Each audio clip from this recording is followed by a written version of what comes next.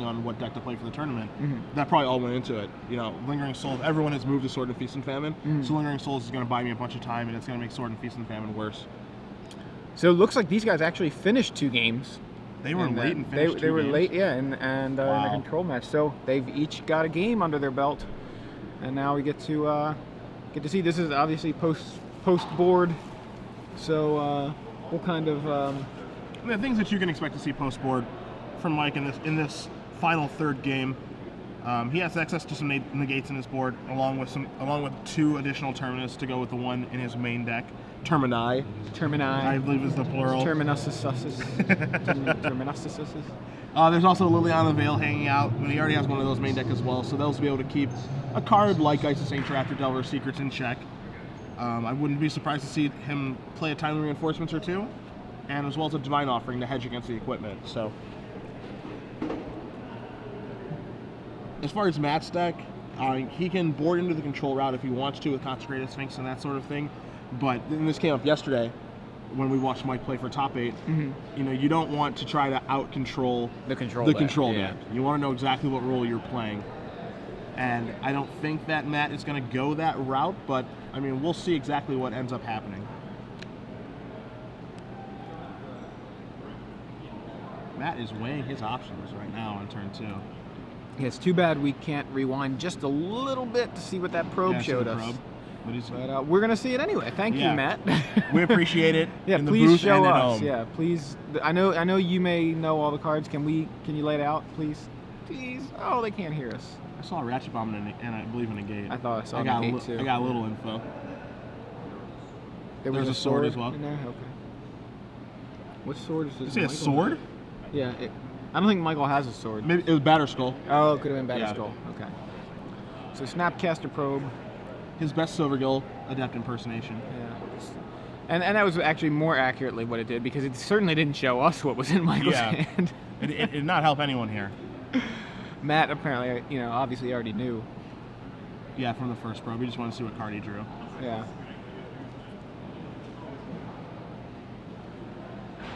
Matt with a pretty land-heavy hand. It looks like triple island and Seachrome Coast. Well. He may have all lands. That won't be the first time we've seen Bomb. that this weekend. Ratchet Bomb from Michael Belfatto looks to be his play for the turn. He's going to start doing exactly what he's looking to do, which is stabilize the board slowly but surely. Ratchet Bomb isn't the best answer to a card like Isis Saint-Traft, but his hand, I think he just drew Mana Leak. I think his hand is all lands. There may be one spell besides Mana Leak in there. I mean, Mana Leak could be very relevant, but I see, well, the Seachrome he just played. I see Moorland Haunt, 3 islands. Mana Leak and X. And X, yeah. So there's like one card that I can't quite get a picture of. Yep. So Michael's gonna pump his Ratchet Bomb at the end of Matt's turn. Tick it up. We're going to get the dice out for clarification. Good sportsmanship. I like that die there, so that because we can see it, we can see the number on it very clearly. He's got all 3 colors of mana, and he's just going to play Lingering Souls. Yeah, which is actually kind of a dilemma, because we know Matt has a Mana Leak, but do you want a Mana Leak, a half a Lingering Souls? Yeah, I can't imagine that he would. He top decks land. Looking good for the control player. There's all kinds of time right now. Checking life totals here. Matt should be at 16 because he played probe. I mean, unless he paid for the probe turn one. It's very likely he paid for the first probe. Okay. We didn't see that part on camera. I assume on Michael's side with that Ratchet Bomb, he's probably just going to get it up to 3 to be able to be safe against Isis Saint-Traft, as well as if he needs swords, and if he needs to kick it up to 4 to deal with the Restoration Angel, he can do that. Yeah, it won't take long. So, a Spirit trades with Snapcaster, other Spirit on the offense.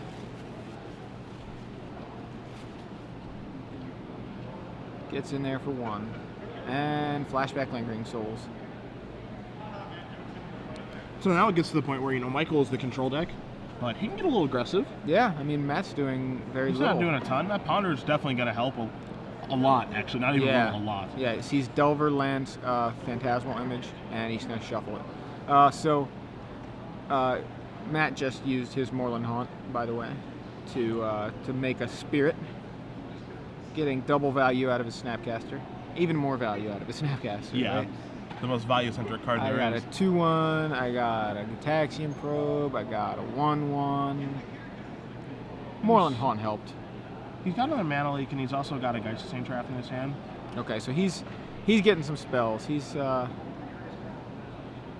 have some action pretty soon. All right, there's Ratchet Bomb up to 3. So now Michael's got himself protected against Geist, and Geist, the swords, and then the area of Restoration Angel as well. And now he can just, like I said, just get aggressive and kind of put the onus on Matt to start making some moves now. So Mike attacks with all 3 spirits. Matt trades with 1, takes 2, goes to 15. Geist of St. Traff. Matt's going to say, "I'll trade with your Ratchet Bomb if that's how you want to play it." Michael may just decide he has, a better answer, another answer. Yeah, I mean, Michael could very easily just have like a Phantasmal Image in his hand to be able to take care of that. We know Matt has Mana Leak, so Michael would have to make a land drop. Which Michael's hand looks like a ton of spells, and I don't know if he has his land drop here. And it's Phantasmal Image, and Matt he let that happen really quickly. I think we know Mike has Negate, and so does Matt. But he can't cast Negate. No blue mana. No blue mana. Huh, interesting. Interesting that Matt let that happen, now that I think he could have protected that Geist. Well, I think forced Michael into using the Ratchet Bomb. Well, I think where we're kind of at in the game, because Michael is so stuck, is because he has so few mana, those Mana Leaks are going to be on for the entire game. So he's content to just play a longer game and get the most that he can out of his Mana Leaks. I like that logic. We know he has a card like Elvish Norn in his hand right now. He will potentially draw some Sun Titans, that sort of thing. And you want to be able to save your Mana Leaks for that. So Matt played a Delver on his turn, passed back to Michael, who finally hit his 5th land drop. I guess this is like turn 7 or something. Yeah. And swings with his spirits. Matt makes a spirit of his own with a Moorland Haunt and trades. So leaving Michael with 1 spirit and a Ratchet Bomb on 3. Matt with a unflipped Delver of Secrets. And those are the non-land permanents on board. As far as lands go, Matt has been flooded and Michael has been a little bit mana screwed. So Matt with 7 lands in play, and I think about that many in hand as well. Yeah. And now the Mana Leak that he could have used last turn, even though he does have 2 in his hand, much better there on a Batter Skull. Which, if that resolved, he was in huge danger of losing. Yeah. So Michael with 5 lands, Matt with 7 in play. Actually, his hand now is, I think, Consecrated Sphinx, Mana Leak, and Island, and 2 islands actually. So plays 1 Consecrated Sphinx with 2 mana up. And isn't it convenient that he has 2 mana available for another Mana Leak? Yeah. So go for the throat immediately with Mana Leak mana up for Michael, and that's a nice answer. Good timing, and that's exactly what Michael had to do there before Matt got on the upkeep too, before the draw. Yep. Before the draw happened, so an ideal situation for Michael. And in with the Spirit token, Matt Hoey at 11.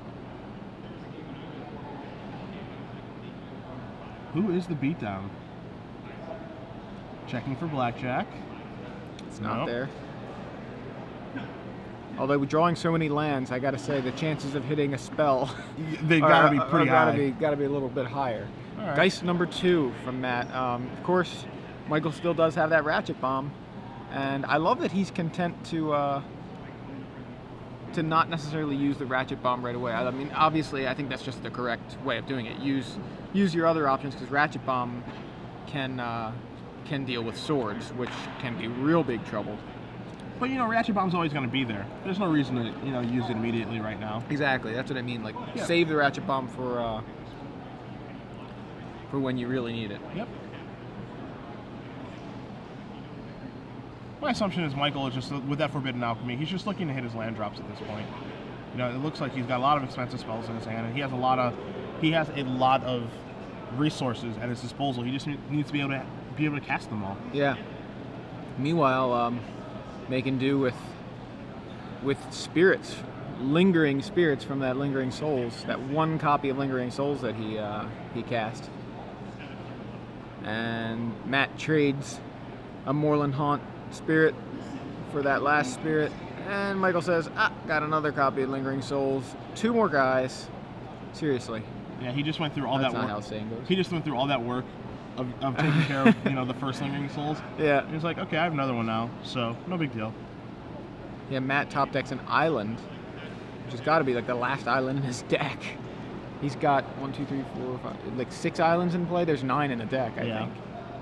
He's been flooded badly. He hasn't really gone through a lot of cards this game with the ponders and the probing and the thought scouring that this deck typically does. He also hasn't even seen the Restoration Angel this game, so. So Michael does have to use the Ratchet Bomb, deal with the Geist before attacks, and so he does that, giving Matt the opportunity to make another spirit to trade with with a quarter of Michael's Lingering Souls. Yeah.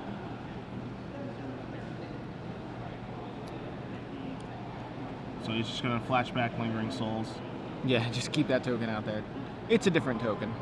So, Lingering Souls gets flashed back. Matt, unable to flip that Delver. He's had enough. I'm getting in there with this Delver. You know what? He's gotten in there with the Delver a couple times. I'm tired of looking at this not be a 3-2. I'm coming in.